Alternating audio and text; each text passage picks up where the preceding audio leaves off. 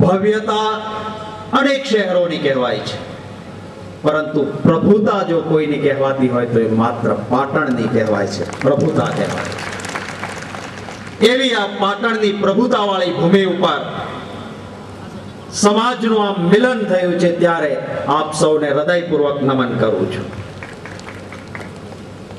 રક્ષયતે ઇતિ ક્ષત્રિય શાસ્ત્રમાં કહ્યું છે. રક્ષયતે ઇતિ ક્ષત્રિય, બીજાનું રક્ષણ કરે એ ક્ષત્રિય હોઈ શકે, એ ઠાકોર હોઈ શકે, એ જાગીરદાર હોઈ શકે. આપણો સમાજ એ કોમવાદી સમાજ નહીં હોઈ શકે. આપણો સમાજ એ સિદ્ધાંતવાદી સમાજ છે. ગામે ગામ પાળિયા જોવા મળે છે. એ પાળિયા કોના માટે થયેલા છે? સ્વાર્થના સંઘર્ષ માટે નહીં. ક્યાંય ગાય માતા માટે, ક્યાંય બ્રાહ્મણ માટે, ક્યાંય કોઈ મહિલા માટે, ક્યાંય કોઈ બાળક માટે, ક્યાંય સમાજની સંસ્કૃતિ માટે આપણા સમાજના પાળિયાઓ થયા છે. આજે આપણા પૂર્વજની એક ક્ષત્રિય સ્મારકનું, એ છત્રીનું પુનઃનિર્માણ થયું.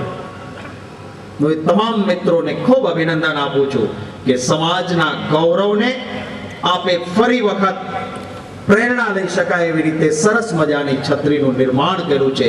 એ માટે હું ખૂબ હૃદયપૂર્વક અભિનંદન આપું છું. આજના કાર્યક્રમમાં કેટલાક મુદ્દાઓ આપના ત્રાજવામાં મૂકવા માટે આવ્યા છે. મેં કહ્યું ને, રક્ષયતે ઇતિ ક્ષત્રિય. આપ મસ્તક પર મૂકજો વાતને. અહીં અમે બેઠા છીએ કે આ સમાજ બેઠો છે, એની લડાઈ સ્વાર્થ માટેની નથી, પરંતુ જ્યારે ગુજરાતની અસ્મિતા ખંડિત થતી હોય, જ્યારે ક્ષત્રિયો જેના માટે પાળ્યા થયા છે એવી વસ્તુઓને તકલીફ પડતી હોય, ત્યારે ક્ષત્રિય ક્યારેય મૌન ના રહી શકે, ક્ષત્રિયનો આત્મા ક્યારેય બેસી ના શકે. આપ જોજો એ વાતને કે આ સંજોગોમાં કઈ રીતની ગુજરાતની સરકાર ચાલે છે.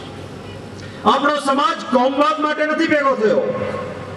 આપણે એ કહેવા માટે નથી એકત્રિત થયા કે આપણા ભાઈ જ્યાં હોય ત્યાં જઈને મત આપી આવજો. ના, આ ક્ષત્રિયનો સ્વભાવ નહીં, એ તો કોમવાદનો સ્વભાવ કહેવાય.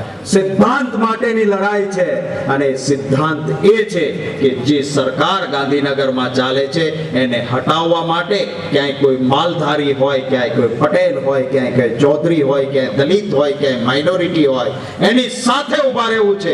સિદ્ધાંત માટે લડવું છે. આપણા સમાજની પરંપરાને જીવંત રાખવી છે. એના માટેની આ લડાઈ છે. અનેક પાળિયાઓ મેં કહ્યું ને, એના ઇતિહાસને ઢંઢોળશું તો આપણને જાણવા મળશે. આજે જે સરકાર ગુજરાતમાં ચાલે છે એમાં કયા વર્ગને શું મળે છે અને કોણ ક્યાં દુખી થાય છે, એના માટે પણ મગજ ચલાવવું પડશે. કોઈ એક વ્યક્તિ આનંદી હોય ને એના માટે સરકાર ચિંતા કરે એમ નહીં. આમ સમાજમાં આનંદ કેમ પેદા થાય એની સરકારે ચિંતા કરવી જોઈએ. ચિંતા એની હોવી જોઈએ કે આખો સમાજ જેમાં સર્વસ્વ આવતું હોય, આમ ગુજરાતી આવતો હોય, ઝૂંપડામાં બેઠેલો મારો કોઈ મહેનતકશ ભાઈ હોય, એની ચિંતા થતી હોવી જોઈએ. શાસ્ત્રો કહીને ગયા કે ગાયના મોઢાનું તણખલું પણ ના ખવાય. આ શાસ્ત્રો કહીને ગયા કે ગાયના મોઢાનું એક તણખલું પણ ના ખપે. અને આપણે ક્ષત્રિયો તો એ વાતને સિદ્ધાંત લઈને ચાલ્યા. શું થયું આ ગુજરાતના 10 વર્ષના શાસનમાં?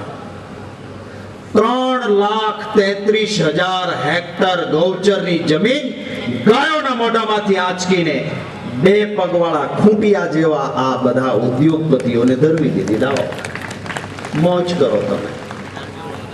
આવું સરકાર કરે ને ક્ષત્રિય મૌન રહે ખરો? અરે ક્ષત્રિયનું લય કોકળી ઉઠે. અરે કોઈ કાયદાઓથી ગૌ હત્યા બંધ ના થાય.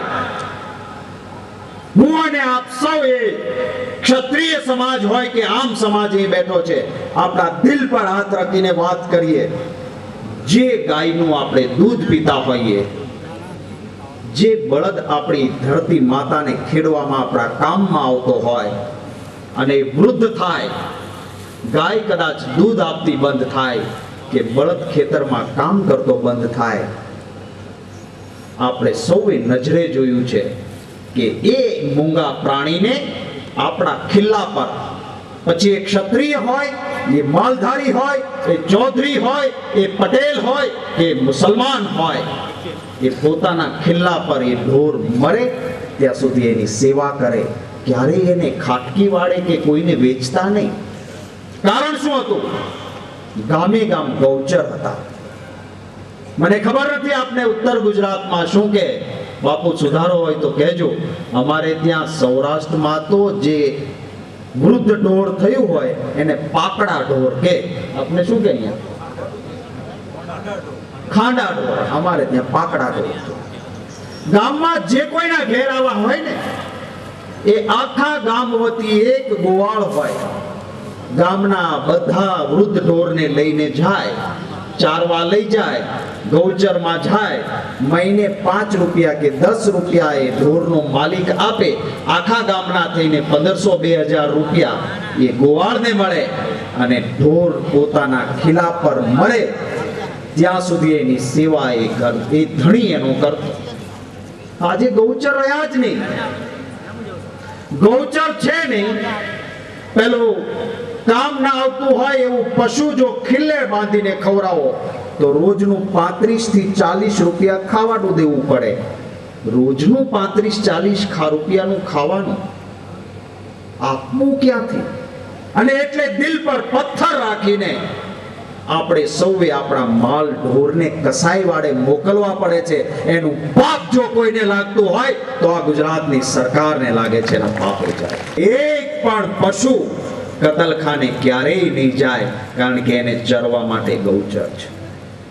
કાયદાની વાત કરનારાએ ગૌચરના ફાયદા લઈ લીધા છે અને હજી ગાય માતાના નામે રાજનીતિ કરે અને ક્ષત્રિય મૌન બેસે. અરે ક્યાં પક્ષનો માણસ હતો એમ નહીં કેવું. હરેન પંડ્યા મરનારો એક બ્રાહ્મણ હતો અને બ્રહ્મ હત્યા કરનાર સામે ક્ષત્રિય મૌન બેસે, ક્યારેય ન ચાલી શકે. 16,000 બાળકો આ રાજ્યમાં ગુમ થાય અને ક્ષત્રિય મૌન રહે એ શક્ય નથી બનતું. અને એટલા માટે આ સંમેલન યોજાયું છે. ક્યાં ધર્મની વ્યક્તિ છે, કઈ જ્ઞાતિની વ્યક્તિ છે, મહિલા ઉપર અત્યાચાર થયો હોય ત્યારે ક્ષત્રિય પોતાનું માથું ઉતારીને આપ્યું છે. ઇતિહાસ છે આ સમાજ. અને આજે રાજ્યમાં શું થાય છે? રોજે રોજ સૌથી વધારે અત્યાચાર કોઈ પર થતા હોય તો એ મહિલાઓ ઉપર થાય છે. ત્યારે હું આપ સૌને વિનંતી કરું છું કે આપણા ઇતિહાસને ઝંઝોળવા માટે, એના સિદ્ધાંતોને અનુસરવા માટે અને આગામી દિવસોમાં ગૌરવથી આપણા સમાજના મિત્રોને એ વાત આપી શકાય, સરકાર જે બેઠી હશે એનો હાથ નહીં કાન પકડી શકીએ એવા અમે અહીંયા ત્રણેય બેઠા છીએ. વાતની આપણે ખાતરી આપી. સર્વસ્વ લૂંટાયું હોય, જેનું સેથાનું સિંદૂર ગયું હોય, એને સૌથી વધારે મદદની જરૂર હોય. આ શંકરસિંહ વાઘેલાની સરકાર હતી, કોંગ્રેસના ટેકાવાળી, એને વિધવા બહેનોના પેન્શનમાં વધારો કર્યો. અને આ સરકારે 10 વર્ષમાં વિકાસની વાત કરનારી આ મોદી સરકારે 1 રૂપિયાનો વિધવા બહેનના પેન્શનમાં વધારો નથી કર્યો. એક બાળકના પેટમાં રોટલો પહોંચે એની ચિંતા કરતી હતી એ કોંગ્રેસની સરકાર.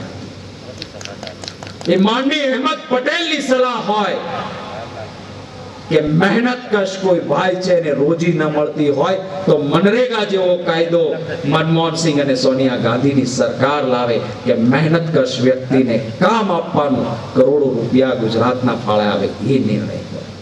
અને ગુજરાતની સરકાર કેવા નિર્ણય કરે છે? માત્ર 5 મુઠ્ઠીભર ઉદ્યોગપતિઓ માટે અબજો રૂપિયાની સંપત્તિ લૂંટાવવાની. એ વિકાસ કોનો હોઈ શકે? એ વિકાસ એ માન્યતાઓનો હોઈ શકે. એ વિકાસ એ સાચા ગુજરાતનો વિકાસ ન હોઈ શકે. અને ક્ષત્રિય, મેં કહ્યું એમ, એ ક્યારેય સંકુચિત માનસિકતા વાળો ક્ષત્રિય ન હોઈ શકે. ઠાકોર કે જાગીરદાર ભાઈના ઇતિહાસ તપાસીએ તો એ ક્યારેય સંકુચિત વિચારધારા નહોતી. સૌનો સાથ, મોદીના માન્યતાનો વિકાસ, આ ચાલે છે. આપણે એ નથી કરવું. સરકારનું સંપૂર્ણ સમર્પણ હોય અને સૌનો વિકાસ થાય એવી સરકાર લાવવા માટેની આ લડાઈ છે. અને એમાં આપ સૌ સાથ અને સહયોગ આપજો. આપના ત્રાજવામાં મેં કહ્યું એમ એક ક્ષત્રિય તરીકે ક્ષાત્ર ધર્મ બજાવવા માટે આ મુદ્દાઓને આપ મૂકજો. અને એ પછી એક ઉત્તર ગુજરાતમાં પરિવર્તનની લહેરનો હંમેશા અહીંથી એક લહેર ઉઠી છે. એ લહેર આ વખતે પણ અહીંયાથી ઉઠે એવી આશા અને અપેક્ષાઓ રાખું છું. ખૂબ મોટી સંખ્યામાં આપ સૌ અહીં એકત્રિત થયા છો.